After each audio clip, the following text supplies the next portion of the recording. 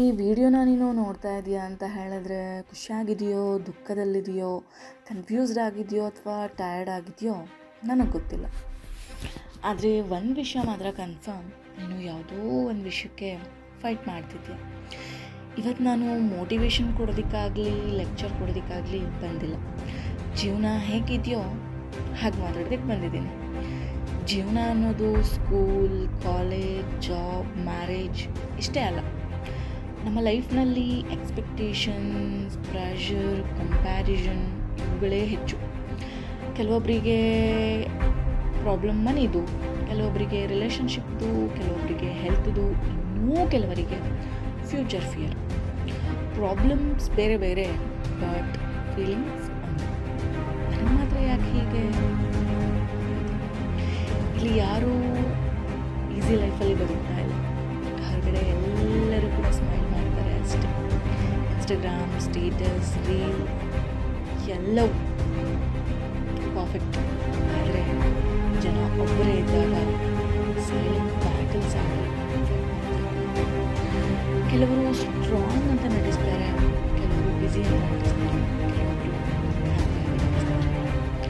ನಿಜ ಹೇಳಬೇಕಂತ ಹೇಳಿದ್ರೆ ನಟಿಸೋದು ಸರ್ವೈವಲ್ ಆಗಿಬಿಟ್ಟಿದೆ. ನಮ್ಮ ಸೊಸೈಟಿ ನಮಗೆ ಕೆಲವೊಂದು ಥಿಂಗ್ಸ್ನ ಹೇಳ್ಕೊಡೋದೇ ಇಲ್ಲ. ಲೇಟ್ ಆಗೋದು ಫೇಲ್ಯೂರ್ ಅಲ್ಲ, ಫಾಲ್ ಆಗೋದು ಎಂಡ್ ಅಲ್ಲ. ಕೆಲವರಿಗೆ ಸಕ್ಸಸ್ 20ಸಲ್ಲಿ ಸಿಗುತ್ತೆ, ಕೆಲವರಿಗೆ 30ಸಲ್ಲಿ, ಇನ್ನು ಕೆಲವರಿಗೆ 40ಸಲ್ಲಿ.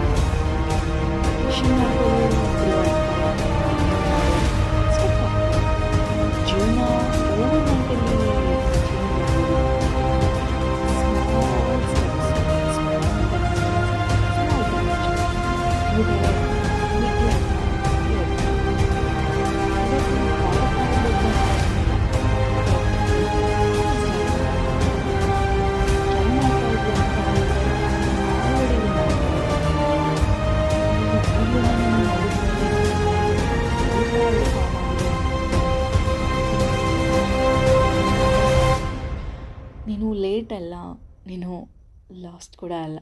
ನೀನು ಜಸ್ಟ್ ನಿನ್ನ ಟೈಮಲ್ಲಿ, ನಿನ್ನ ದಾರಿಯಲ್ಲಿ ಇದೆ. ಇಲ್ಲಿ ಸಬ್ಸ್ಕ್ರೈಬ್ ಮಾಡಿ. ಯಾಕೆ ಅಂತ ಹೇಳಿದ್ರೆ ಇದು ಚಾನಲ್ ಅಲ್ಲ, ಇದು ರಿಯಲ್ ಲೈಫ್.